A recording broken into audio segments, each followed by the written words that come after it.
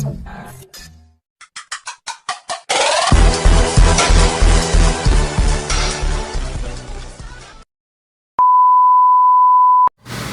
magandang araw guys, andito ako ngayon sa LRC Station and papunta ako ngayon sa Intramuros kasi maghahanap ako ng historical place. So tara guys, let's go!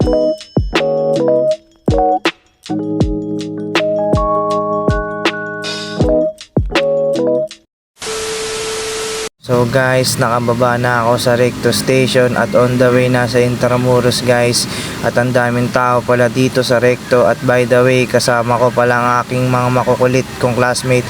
At tingnan nyo naman ang aking ginawa. Nagtutukan pa kami ng aking classmate dito guys ng camera. Dito guys, tingnan nyo, magkakasama na kami ng aking mga classmate guys. At nagtatanungan kami kung saan kami sasakay papuntang Intramuros.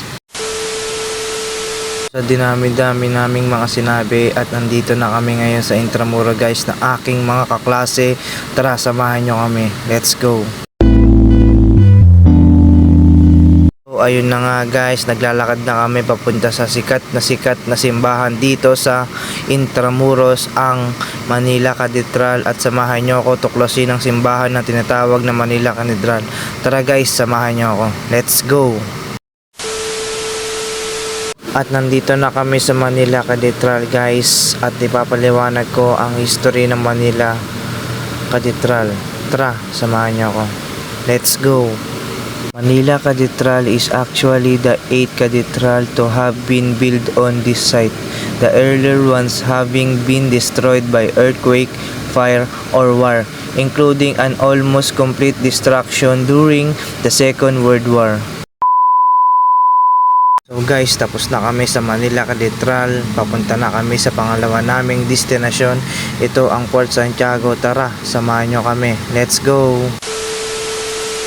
So ayun guys, nandito na kami sa Port Santiago at samahan nyo kami maglibot sa loob nito at maghanap ng history about Port Santiago. Tara guys, samahan nyo kami.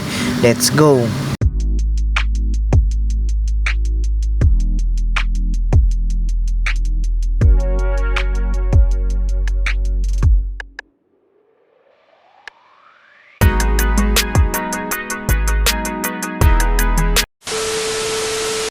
Guys, pasok na kami guys dito sa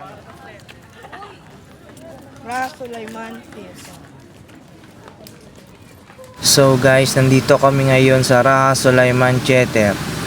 This was formerly an infantry quarters of Fort Santiago but destroyed during the Battle of Manila in 1945.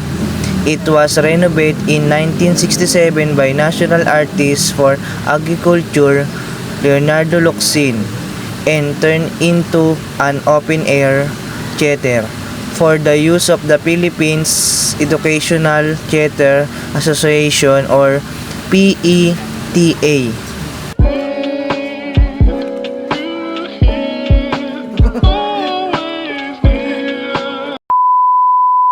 So ayan guys, nandito ako ngayon sa tinatawag na dungeons.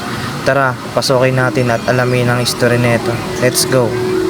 The Dungeons of Port Santiago. In Intramuros, were originally a gunpowder storage facility but were later converted into a prison cell. After World War II, American forces discovered 600 decomposing bodies, indicate starvation and torture. The dungeons were reformed before reopening to the public with 70% of the walls reconstructed.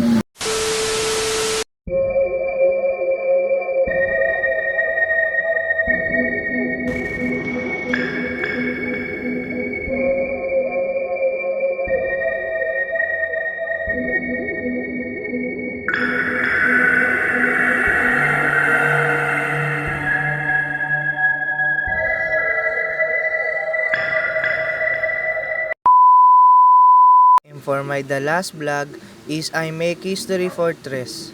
The chamber of the Baluarte de Santa Barbara presently house the I Make History Fortress Lego Education Center.